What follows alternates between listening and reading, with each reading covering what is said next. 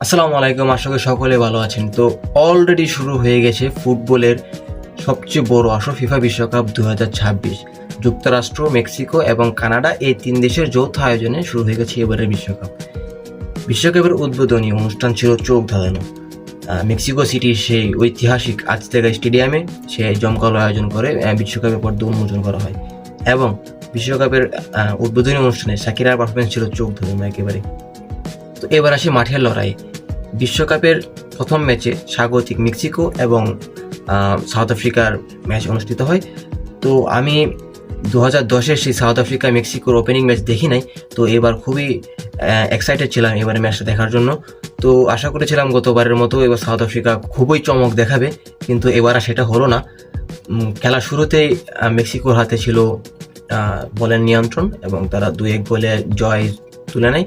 ম্যাচের শুরুতেই 9 মিনিটে মেক্সিকো গোল করে এবং হাফ টাইম 1-0 থাকলেও মেক্সিকো সেকেন্ড হাফে আরেকটি গোল দেয়। তবে প্রথম ম্যাচে সবচেয়ে ইন্টারেস্টিং এবং সবচেয়ে চমকের বিষয় হচ্ছে 3টা রেড কার্ড।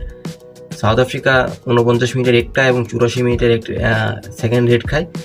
তো এই দুইটি রেড কার্ডই হয়তো বা সাউথ আফ্রিকার দলকে খুবই একেবারে ধ্বংস করে দেয়, আমার যেটা মনে হয়। কেননা দুইটি রেড কার্ড এবং বিশ্বকাপের মঞ্চে খুবই প্রেশার ফেলবে, এটা যেটা আমি মনে করি। এবং 92 মিনিটে মেক্সিকোর জন্য আরেকটি রেড কার্ড যায়। তো ম্যাচটা খুবই ভালো ছিল এবং 2-0 গোলে মেক্সিকো তাদের ওপেনিং ম্যাচ শুরু করে এবং মেক্সিকো সবাইকে জানান দিতে চায় যে এই বিশ্বকাপে তারা বড় কিছু করতে যাচ্ছে। তো সেকেন্ড ম্যাচের যে ম্যাচটা ছিল সাউথ কোরিয়া ভার্সেস চেক রিপাবলিক, তো ওই ম্যাচটাও একটা অ্যামেজিং ম্যাচ ছিল।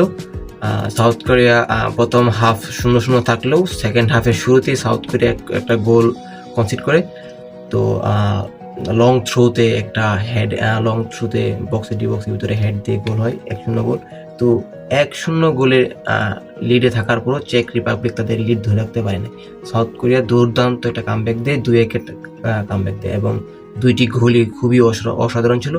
এবং আমার ফেভারিট প্লেয়ার সং হিউন মিন তেমন সুযোগ তৈরি করতে পারেননি। তিনি সেকেন্ড হাফের পরপরই সাফ হয়ে যান, তবে তিনি খুব ভালো কিছু চান্স ক্রিয়েট করেছিলেন এবং খুবই দুর্দান্ত খেলেছেন। তবে আশা করি সামনের ম্যাচগুলোতে ভালো খেলবেন। তবে আমি সাউথ কোরিয়াকে শুধুমাত্র সং হিউন মিনের জন্যই সাপোর্ট করি আর কি। তো এই ছিল মাঠের পরিস্থিতি। দুইটি ম্যাচ কেমন লাগলো, দুটি ম্যাচ কেমন ছিল কমেন্ট করে জানাবেন। তো কোন ম্যাচটি আপনাদের কাছে ভালো লেগেছে এবং সামনে আমার মনে হয় আরও বড় চমক আসতে যাচ্ছে। এটাই হচ্ছে ফুটবলের মজা, এটাই হচ্ছে ফুটবলের ঐতিহ্য। কখন কি ঘটতে পারে আসলে কেউই জানে না। ফুটবল